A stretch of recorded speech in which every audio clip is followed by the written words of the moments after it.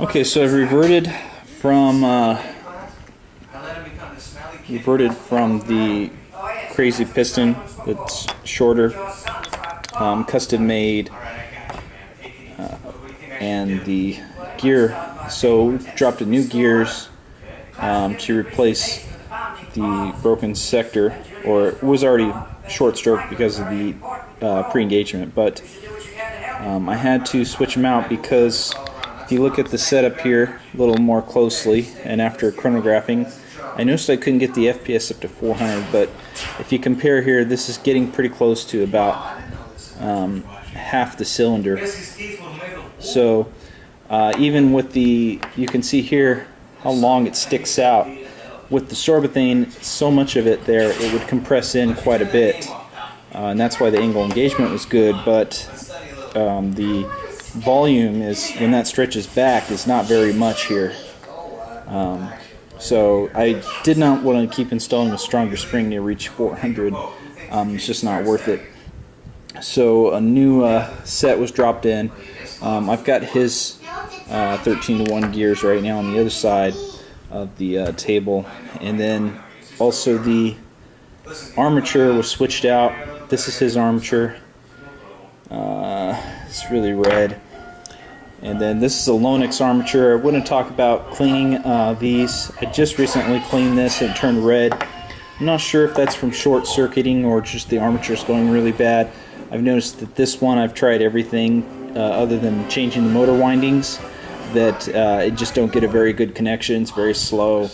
It's just bad. So instead I went with the Franken-type motor, and basically I thought of it this way: either you have a dying motor, or you don't have. You have a dying motor, or you have a motor that works great with high torque. A Franken-type motor is not bad at all, I would say. Preference, I'd rather have torque than more speed. So, but this had to be switched out for the particular reason that the rate of fire just kept on dropping on this. Okay, this is a healthy gearbox. Everything looks good. Now to close her up. Before I put this in the body, I wanted to show that there's some cracking on it. It came like this right there. It's just the type of plastic on this gun. The hop-up chamber started to crack as soon as I inserted it here, which is pretty lame. I mean, that's how much force it takes to start cracking. That's very, very lame. I applied tape here, which I'm going to have to take off because it won't fit in the gun. I don't know how I'm going to do this, so... but I was using tape to hold this here because there's no C-clip. The barrel looks completely straight from what I can tell, and there should be 100% compression on this, so only time will tell, I guess.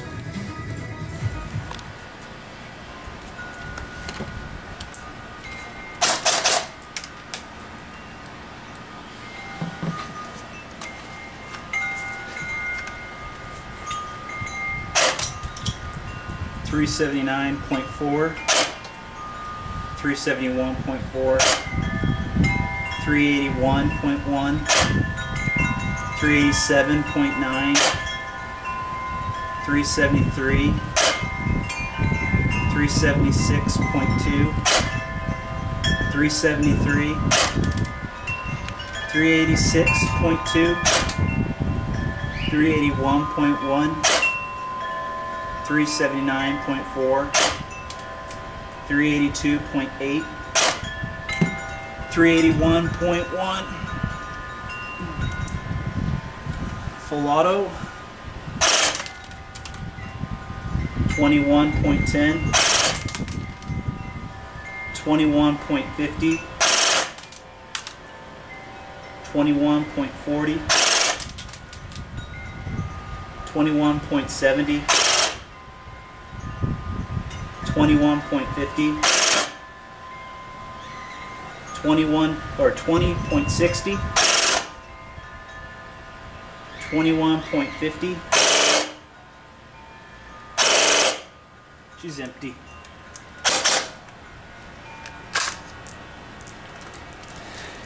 All right. What do you think? I noticed that there's no wobble in this. This is pretty solid. I think this will shoot really good. The only thing you may want to change is the motor, but I don't suggest that. I mean, you're going to run it as is. What's made in here is like a Franken-Torque. Commie Kid guessed it was going to be in the 21 rate of fire, and he was pretty much on the dot. So I did cut out the back here on this piece. I'm pretty sure you won't mind about that. Hold the spring guide just in case. But I think this is pretty much done. This needs to be tested for range. So if I have time for that, I'll do that. But I'm pretty positive this is going to shoot far for what it is now. I didn't do any RHOP to this. I don't have the time for that. For this, you're just going to have to, if you want RHOP or IR-hop, you probably have to go to somebody else for that kind of service. But the parts in here, the C-clip being broken, had to be taped to hold the hop-up chamber. Now sometimes when you adjust your hop, it holds the BB more steadily and gives you a higher FPS. You may get more consistency when you do that. So this is without any hop applied. This is at the bottom. So everything looks great. The selector plate was modified correctly.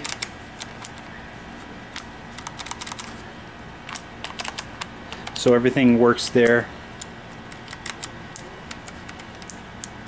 I'm just checking all the selector motions.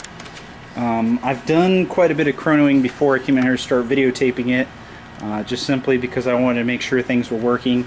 This is an M120, 2 teeth stroked off. I did put gasket around the bucking, and there was solid compression in the test on this chamber.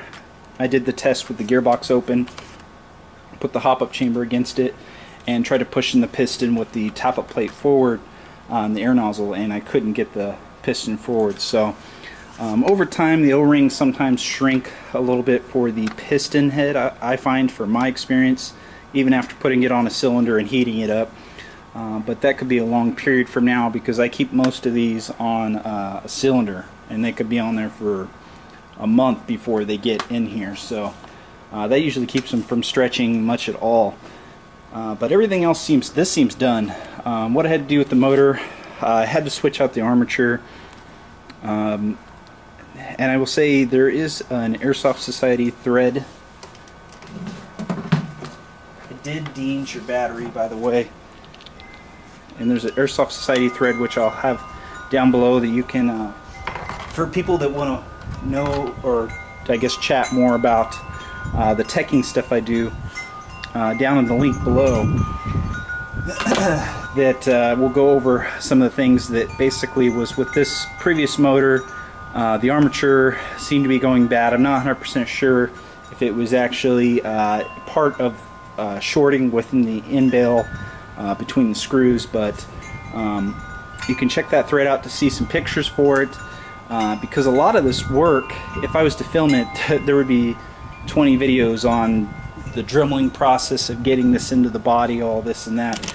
It's just not worth the time. I mean, nobody wants to really watch that. But so there is no heating issues. This is just great. I think that you'll be happy with this. But like I said, I wouldn't suggest changing the motor.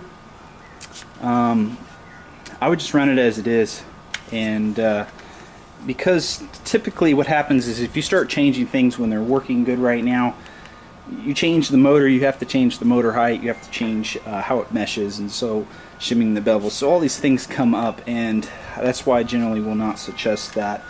But to all the Airsoft Society people, and the people that want to subscribe to the thread that I do my teching with, go down below in the description.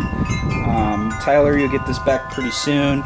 And then I'm pretty sure you'll like everything that's, I mean, it's working now great. When I got it, it was in terrible shape, of course. A lot's been done to it from then to now. Every day I've done a little bit of work. I've had to wait for curing. I've had to wait for glue to set. I've had to get replacement screws. Some parts weren't included that I just have to have. Some of the parts I have to take out of this, some of the pins, some of the screws. you know, I'm not sure if I'm gonna have time. I should probably go get those for you, because then if you don't put them in, your gun could start to fall apart from the vibration. Certain things need to be said, like there's tape around the C-clip area, because C-clip was broken. I had to make a replacement part, but it's not really a C-clip. It's just a regular part, a regular C-clip. It's not the 3-point. With that in there, all I did was tape around it so that the piece, the chamber turning wheel, cannot move anywhere, and it works great. I mean, this is solid. There's no wobble in this. It should be nice and straight. When I did chrono this with a shorter barrel, I was getting 360. As soon as I put this new barrel in here, you can see we're hitting the 380s. This is his barrel. So barrel difference with cylinder type does make a difference. That should be noted. Alright, so I'm done for this. I'm happy that this is done with and this is working. Again, there was just a lot of work involved with this one. I'll catch you later.